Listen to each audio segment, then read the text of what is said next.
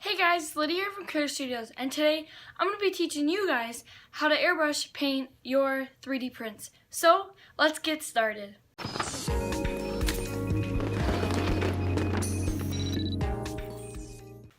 Alright guys, as you can tell, I am in a totally different spot than I usually am for filming my videos.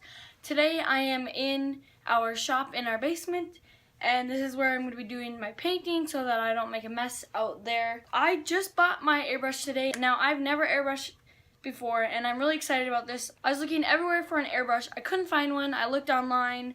There was some, but I didn't want to wait for shipping.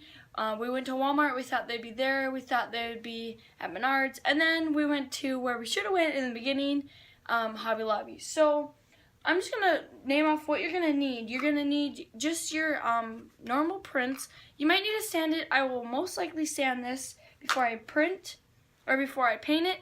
You're going to need an airbrush. Now, this is not a $70, $80, whatever airbrush. This was $25 at Hobby Lobby, but then I did get a 40% off, so it was like $15. It comes with these little glass jars. There's another one, and it just hooks up down here. And you just put your paint in this, and then this is the little push button, as you can hear, and it is hooked up to my air compressor. It came with this. We bought an adapter, but it wasn't what we thought it was, so you are gonna need an adapter for your air compressor hose. Now, I don't really know where to get that. Maybe Hobby Lobby. The one we got was the wrong thing. It wasn't what we thought it was. You might need to go to Menards or Home Depot, somewhere like that, or you could purchase some online. And then you're gonna need some acrylic paint. Now, I just bought this bottle, and then I think it was a pack of 6 or 10 or something like that. Pretty sure, I don't know, it was a pack just like this in these bottles. It has to be acrylic because acrylic will stick to your 3D prints, but tempera and all that will not. I learned that the hard way after a lot of painting. So I have these. You can buy any acrylic paint, doesn't matter what brand. I also bought at Hobby Lobby it was a 12 set, I believe. It came in 2 little rows. It wasn't bottles, it was like little containers, kind of like this. But this I got at Menards for $6. So pretty cheap. It was on sale. But let's just go ahead and start painting. Alright guys, so I have my gloves on. I have sanded this print. I have my setup over there with a old sheet ready to paint. But I also did want to mention that you want your outlet pressure to be maybe 10. You don't want it too hard or too much pressure because you don't want a big splatter. You want a nice even coat of paint. So make sure you set that. So I'll show you guys that, and then we can get to painting.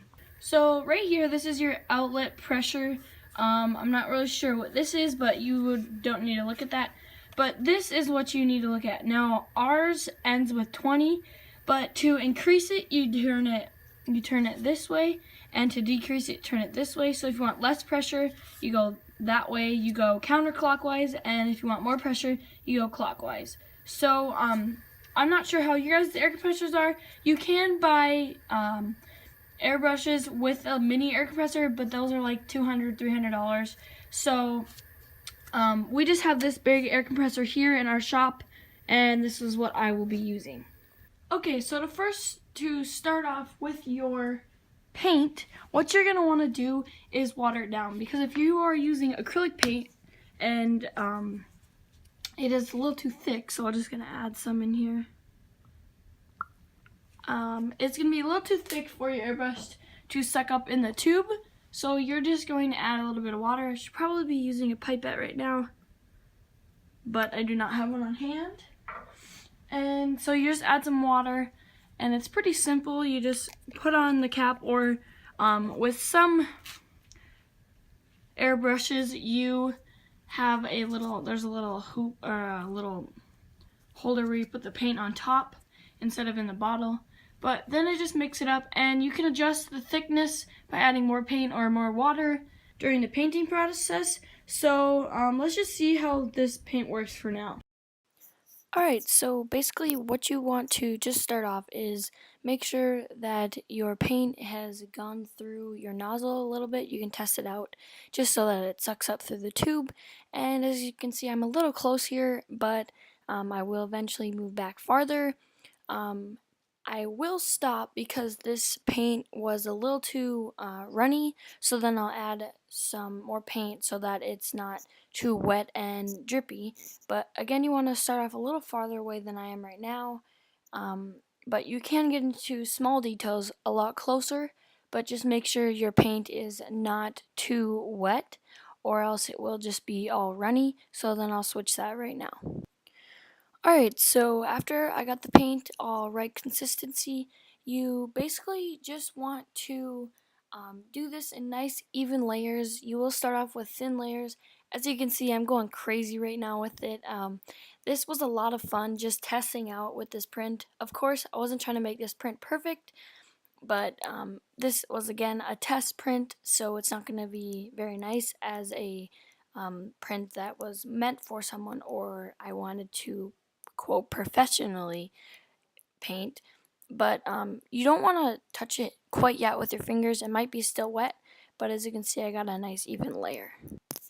Alright, so here I am just switching out the paint colors. Now with this type of paint holder that I got with this cheaper version, it's a little harder and a little bit dirtier, that's why I'm wearing gloves. But I'm basically just pouring the leftover paint inside the bottle. It doesn't really matter because I'm going to be using these paints basically just for my airbrushing, so it doesn't matter if they're a little bit runny because that's what we need for our painting. But I will have to use hot water to clean out the tube. That takes a couple minutes to do, but if you want to get it nice and clean, that's a lot easier. You can also put it, just the cap, hook it up to the airbrush and spray out the rest that's in the tube. But then it did come with 2 glass jars, so I would just be putting the yellow in the other one, and I'll just use the cap for this one. Alright, so I have the new color in there, and I did spray it a little bit to get the yellow going so that it didn't mix with the orange. As you can kind of see here, there's still a little bit, so I'll just wash that out a little bit more. Okay, so it is completely cleaned out now, and now as you can see, I did get a little close there. It's a little runny, but it'll work. Then the pressure for the air compressor is a little high right now. So I got the yellow all figured out, and I'm just adding a little bit more on here to make it look a little nicer, just with some more yellow, and it kind of looks like it is in an ombre effect, which is what I really like about using this airbrush. Alright guys, so that is it. I had a lot of fun actually airbrushing this print. I think it turned out really cool with the 3 colors that I used.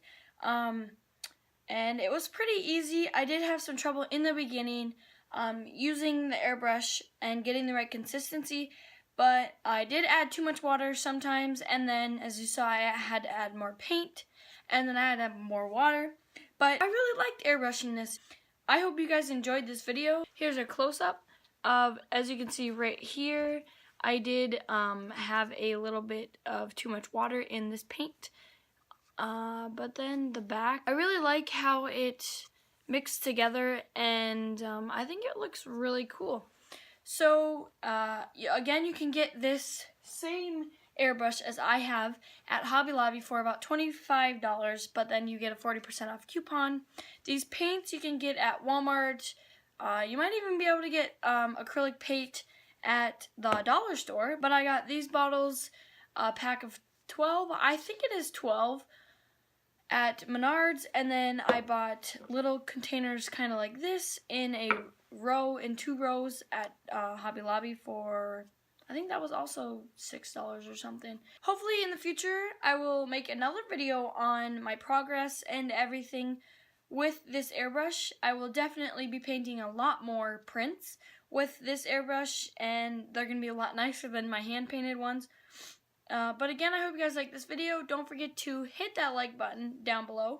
and subscribe to the channel. We have hit, again, 200 subscribers, so share this video with your friends and family. Whoever likes to do airbrushing, you can do airbrushing on anything. I just thought it would be cool to do it on these prints. So again, share this video and let's see how many views we can get, and we can grow this channel a lot more. So I'll see you guys in the next video. Bye.